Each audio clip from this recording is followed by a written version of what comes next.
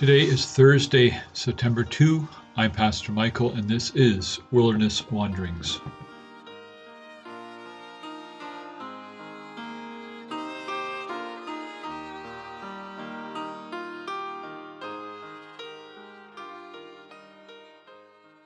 Our text is Deuteronomy 9:4. After the Lord your God has driven them out before you, do not say to yourself, "The Lord has brought me here to take possession of this land because of my righteousness." Here is another chapter in which Moses worries about Israel's propensity to abandon God. Much of the chapter is taken up by his recapping the events surrounding the fiasco of the golden calf. Moses was up on the mountain for 40 days with God. Israel became impatient and decided that Moses was dead and God had vanished. So they insisted that Aaron make them a god they could see, which meant control. God, being very angry with them, wanted to destroy every last one of them. As Moses tells the story, he spent the next 40 days face down on the rocky mountain without food or drink, interceding for Israel. He appealed not to Israel's goodness or potential, but to God's reputation. If God gave up on Israel, the nations would laugh at him, saying he couldn't do it. Israel's God was not strong enough to give his people Canaan, so they all had to die in the wilderness. Moses goes to great trouble to remind Israel of their failure and rebellion. What he really wants is that they remember how quickly they fell into sinfulness.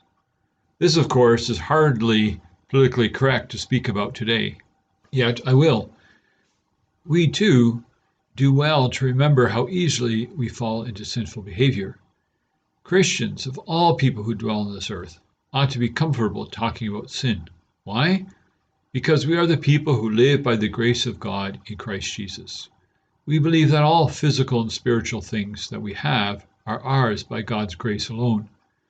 That is what Moses wanted Israel to remember. The land of promise was God's gift to them. We do well to remember that too. There was a time when Christian Reformed folks, that's the denomination Emmanuel is part of, believed that we were basically the only ones who were getting into heaven. We may scoff at such idea today, but our history books document that we once thought that way. There is a deep pride at work in such ideas.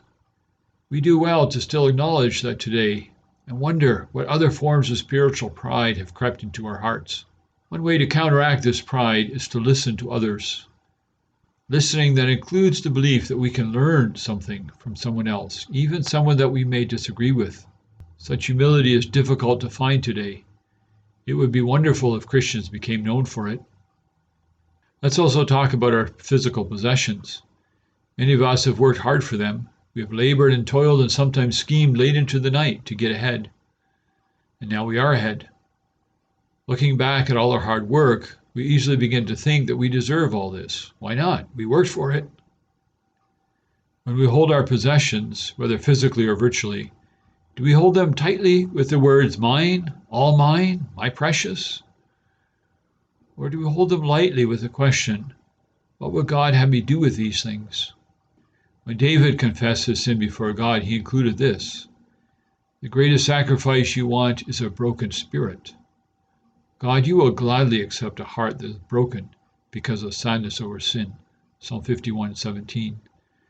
We do well to regularly echo this prayer and remember the warnings of Moses. As you journey on, go with the blessing of God. May the peace of the Lord Christ go with you wherever he may send you. May he guide you through the wilderness, protect you through the storm. May he bring you home rejoicing at the wonders he has shown you. May he bring you home rejoicing once again into our doors.